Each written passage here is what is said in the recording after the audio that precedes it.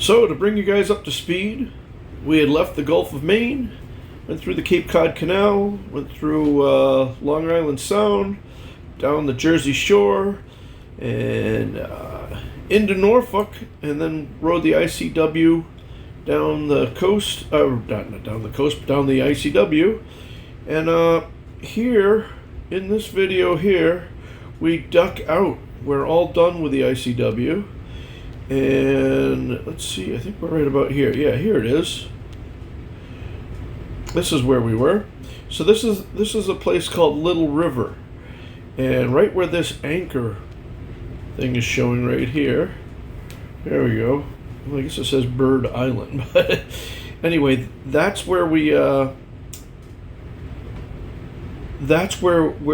anchored for the night in the last video, and then we came out next day after Rick and I had changed some filters on the generator, and we got underway and went all the way down to Florida. But we didn't just go in a straight line because we needed to kind of hug the coast to stay out of the Gulf Stream. Remember, the Gulf Stream goes basically from north to south, kind of more northeast. But anyway, so there's a counter current, or at least less of the Gulf Stream if you stay within there. So we came down the coast, and took us a few days, and we got down here, and unfortunately we were up here, we were off of Georgia when the Artemis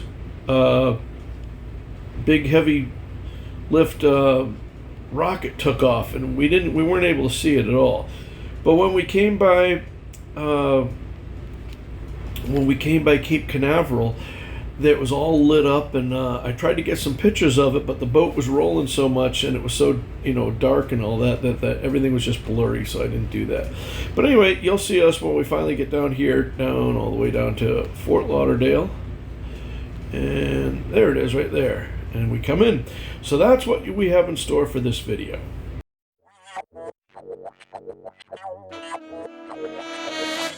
Hello and welcome, I'm Tim, and this is SV Paquita. Come along every week as I get this island packet ready to hopefully someday cast off the lines for the last time. I come from a background of being a lifelong professional mariner, and I've had to make the adjustment from doing that to living life on the recreational side. We've just come back from Puerto Rico, and then we spent the summer up in the Gulf of Maine, and now we're going to take the ICW down to Florida and hopefully spend the winter in the Bahamas. So come along with us every week. I think you'll like it. So I forgot to take out the copyrighted music while I was talking here, but fortunately I found this AI program online. I had to pay them a little bit of money to be able to use their software, but I got this new software thing that actually takes out the lyrics, or takes out the music, so that I can use stuff when I'm talking over. So you're going to start to hear this, and that's what you'll be hearing.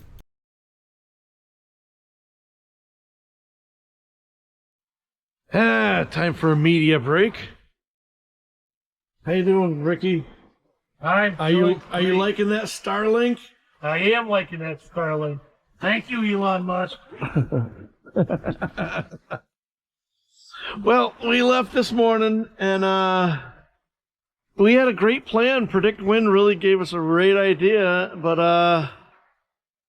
I thought I must have read it wrong, and I was talking to my friend Sean, and he and his wife were in a trawler behind us, and he was saying that his weather router, that being his wife, Louise, that she was down below yelling and screaming because all the predictions were exactly wrong. And that's kind of what's happening to us. I think Sean and I are blaming it on the tropical influences of the weather right now. It's probably very hard for the models to predict when these different things happen. But anyway, we were supposed to get 20 to 25 knots of wind right on the beam, and then later on switch around to the other side and come off the shore and have a beam reach again, which that still may happen.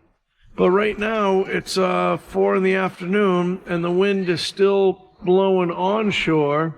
And in fact, we're steering more west than southwest. We want to be steering southwest right now, but in order to hold a wind angle and keep the sails from flogging every time we roll down these big swells, we have to go and steer more of a wind angle, more to the right, so that we can hold more wind in the sails. But we're making, as you can see, we're making 5, 5.6, 5.7, 5.6, 5.5. So we're moving along, we're making ground. We started at 512 miles and we're at 478 right now. So we're ticking the miles down slowly but surely. You can see we haven't hit the Gulf Stream yet, which is what we do not want to do. So it's 70 degrees right now, and that's a good thing. You can see both up here and down here, the bottom line is a true wind speed. And I can go like this too and give you an idea of what we're doing here. So normally we don't need to pinch, we can pinch much more up in the about 40, 45, 40, maybe 35 if the wind's blowing real hard. But because of the swells, we really have to have more of an angle, because when the boat rolls off the swells, it flogs the sails. So as you can see, we've got true wind speed of 13 knots right there, and life is okay. Crystalita's over here. She's been doing her media thing. These passages are much nicer now that you can stay in touch with your loved ones and have a high-speed internet connection the whole way. Like Rick said, thanks to Elon Musk. So this isn't like, we're not getting beat up, but it's just not really fun. It's not uncomfortable. It's just kind of bumpy, and we're not really, it'd be nice. I think our spirits would be much higher if we were doing 7.5 knots right now instead of 5.5 or 6. So life's okay. We're still shooting for sometime Friday night or Saturday morning to get into Fort Lauderdale, but that's a long ways away, being that today is only Tuesday. So we'll see how it goes. I just wanted to give you a little bit of a heads up what's happening. So this is what it's looking like. You can see we've got the Genoa out and the mainsail out, and we're moving along. That's it. Say goodbye, Rick. Bye, Rick. Oh God, don't you love it when he does that? Hey, so something happened yesterday, and we got around to fixing it today that I thought I would share with you in case you guys are ever in a similar situation. But if you've been following along for a while, you might remember that, well, I guess it was a year ago, just a little bit more than a year ago, I put in a Northern Lights generator in here, and it had a generator in there before, so I had to bring over the fuel, the fuel lines and the exhaust lines and the electrical and the coolant lines and all that. All those were there from the other engine, or the other generator. So we put it in, we hooked it all up, and it's got its own little Raycor filter. It's a little teeny one there. And anyway, it's been running, and there's a problem that I haven't really talked about yet, but I've had a problem with my alternator, and my friend Sean is trying to walk me through fixing it. I don't think the alternator's bad, and I don't think that the regulator's bad. I think that there's a connection between the two that is making things so that sometimes it will charge, but most of the times it won't charge at all. Now it's not charging at all. And coming down the ICW, that was a real problem, because I was running the engine for 10 hours a day and not being able to charge. Well, anyway, we have to run the generator to keep the batteries charged up. We use a lot of power on the boat. in this configuration, the way we're running right now with the Starlink running and the inverter on all the time, we use between 200 and 250 watts almost all the time, which over the course of time is a lot. You need a lot of battery power for that, and my batteries are have been showing signs of age, and that's the reason why we want to make the jump to lithium. Okay, so getting back to the thing, if you have a generator, you're probably well aware of this situation, but this is the first time that it's happened to me, so that I figured we guessed about it, and I figured I'd pass it along to you. Last night, while we were making dinner, we're running the generator to charge the batteries up so they'd be up while we were sleeping at night, and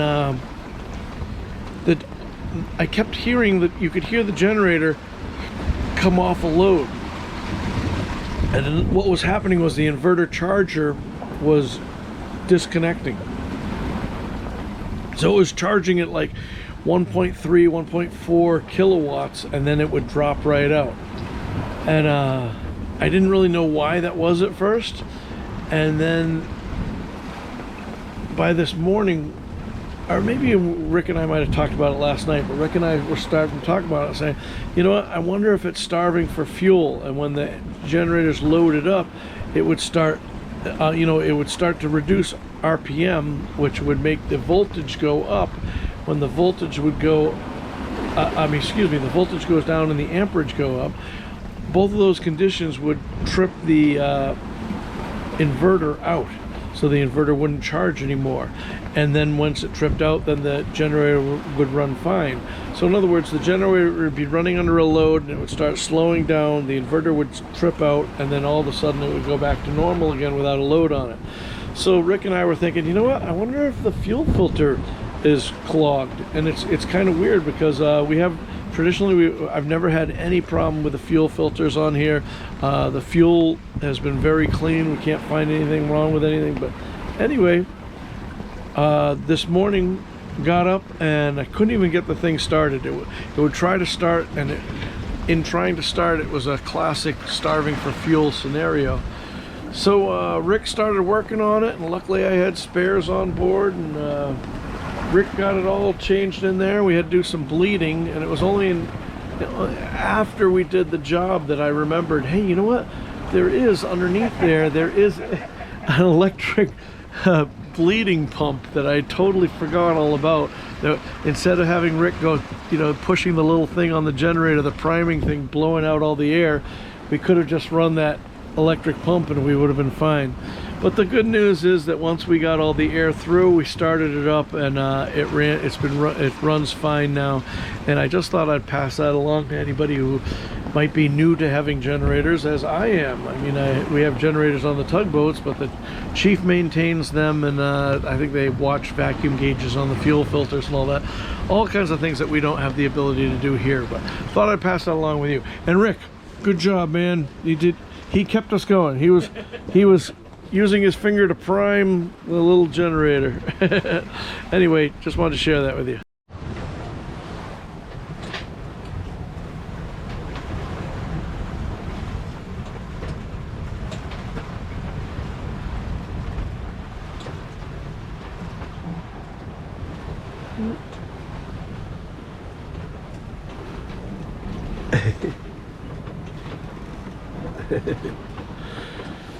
Well, after 24 hours of nonsense, we finally got things working for us. I still say that we read all the models right, but they just weren't right. These things happen. It's a prediction, not a guarantee, right? So we came out and yesterday and basically had bad wind for most of the time. A couple times we were able to shut the engine off. What do we have, Rick? About 3 hours without the engine? Yeah. Something like that, about 3 hours or so. And then eventually the wind snapped around and was right in the teeth. And then we ended up motoring all night and ended up over in just one of the fingers of the Gulf Stream there. So we had gone out too far. So we had to come back into shore, And when we did that, the wind finally came around to the north like we were hoping it would. And we were able to shut the engine off. And so since about almost midnight, right? Or 3 in the morning, midnight? 3 o'clock. Yeah, 3 o'clock in the morning, something like that. We've been sailing, and we've got a head sail reefed, mainsail reefed. We got a lot more canvas we can put out if we need to, but what are we making? Are we still making 6.5, Ricky? 6.5 knots. 6.5 knots, and we're comfortable. We're out of the Gulf Stream, so it's not as bumpy anymore. How far offshore would you say we are? 12 miles. About 12 miles offshore.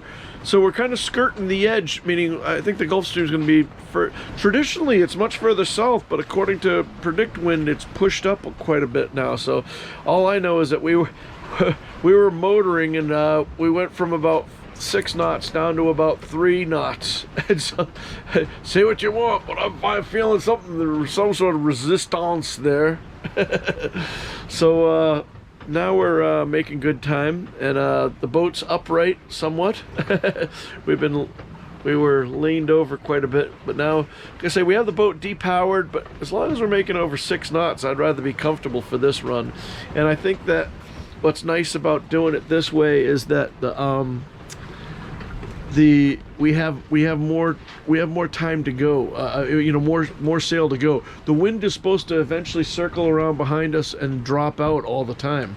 So as that happens, we'll be able to put more and more sail out, which is a good thing.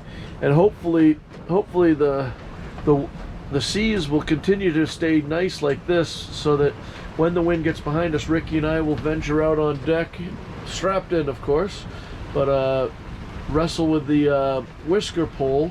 One of the things I wanted to do before I left, but we just ran out of time, I've been buying line. I have this idea to make the whisker pole more user-friendly. Maybe you guys can tell me in the comments if you guys do this, or if you've heard of this, or if it's a bad idea. But it's a telescoping whisker pole, and it's a man killer. The thing's really, really heavy. But it's got, you can heave it, you can get the inside of it and lift it up and down. It's on a track. The other thing, it extends well, all that sort of, it works well, everything's good. So what my idea is that it'd be nice if one person could go out on deck strapped in and rig it all up.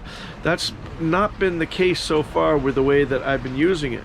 So what I want to do is get, I think they call them guidelines, is that right? I think they're called guidelines there.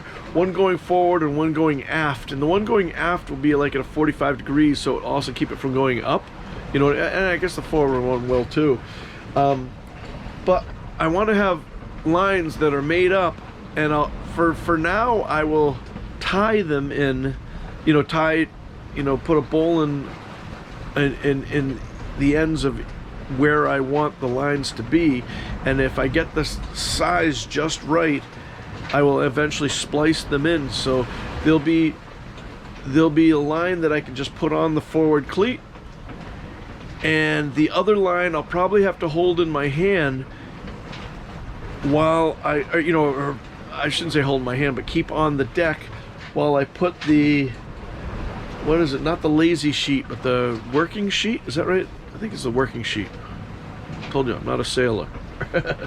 but the Genoa sheet that has the load on it, I think that's the working sheet. I think that's what they call it. Anyway, I'm going to put that one through the jaws, and then extend, as I extend the whisker pole out, that line that I'll have in my hand for the back will get shorter and shorter because it's been extended out. And I'm only going to put it like 2 feet beyond the forwardmost stay, the head sail's on. Maybe 2 or 3 feet, whatever makes sense there. And then when it comes back, it'll come back and just stay shy of the forwardmost stay on the mast, so that the whisker pole won't make contact with the stay going up there, because the bow one will be pre-made, be that size, and then the other one should be just the right size that if I lower the whisker pole down, I should be able to put it on the mid-sheet cleat, the midship cleat, and then when I start to raise the whisker pull up with the halyard, as I raise it up, the two bottom legs of the triangle will get tight, and then I should have a perfect triangle with one going up and one going back and one going forward, and at that point then we could deploy the head sail and have it loop out. So that's what I'm trying to do. I bought some line, and I wanted to buy all this line at Defender Marine. I went over there and they had all this stuff, this pile of line that was cut up, and I didn't need anything special. It doesn't have to be super big or anything. It's not holding the sail. It's holding just it's just the guideline, I guess, or whatever, to hold the whisker pole in place. And I got one shot of it, and I thought that would be enough to do both of them, but I don't know. So I don't know if I got shorted on the amount that I bought, because it was so it was like they had a whole pile of like returns or leftovers or whatever. So I got a great deal on this line, but it won't be big enough for both of them. So it's going to be too big for the forward one, but that's good. We can do it and cut it off. So when we get the size just right, we'll be all set for that. And then in the meantime, we'll use a spare line for the aft one and figure that out. But hopefully that's going to happen. I'm expecting we won't have the wind behind us, hopefully, for another 24 hours. So hopefully we'll run like this for a while. So that's it. Crystalita won't let me shoot any video of her until she looks beautiful. I think she's beautiful all the time, but she has a different opinion. What do you think, Ricky? I think. Oh, oh, it's on. All right, enough of the shenanigans.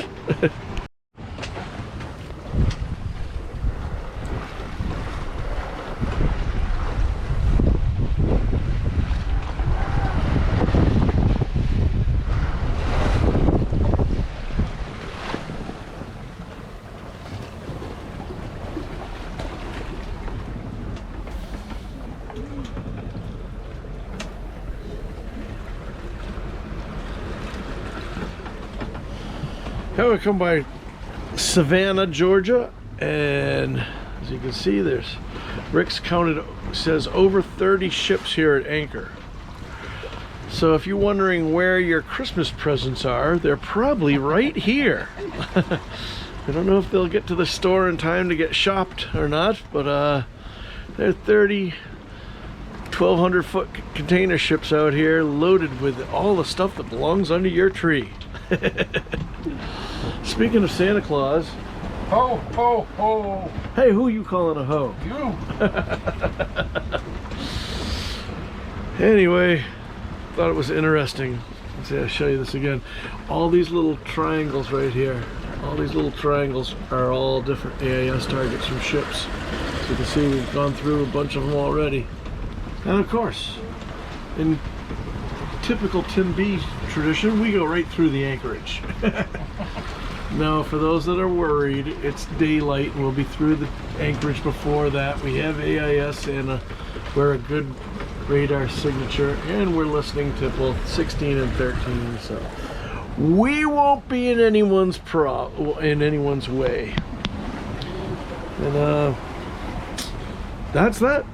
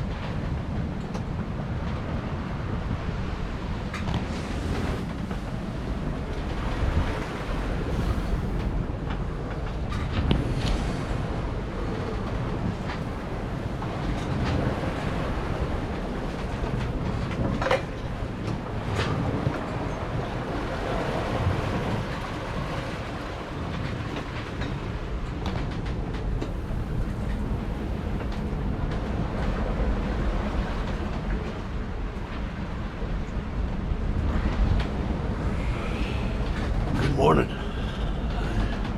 Imagine it's You're getting sick of just looking at me in a series of hoodies.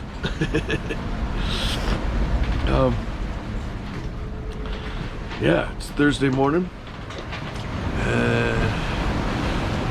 We are just running with the reefed head sail, and we're still rolling along at like 7.5 knots. And but these swells, of course, the camera never shows them. They're pretty monstrous. They're rolling in behind us, and we go surfing down the other edge of them.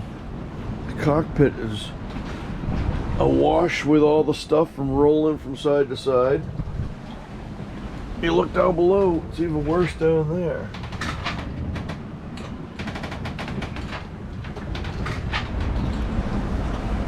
We had a major casualty last night. I have an induction kettle, you know, that you put water in, heat up to make tea and stuff. And I love that thing. Well, that thing, as well as we put it away, it got launched and ended up in a million pieces. So now the task is to try to make sure that nobody gets it in their feet. Oh, this wave's coming up behind us, above the dinghy over here. Now we're up above the wave. Look at these things rolling in.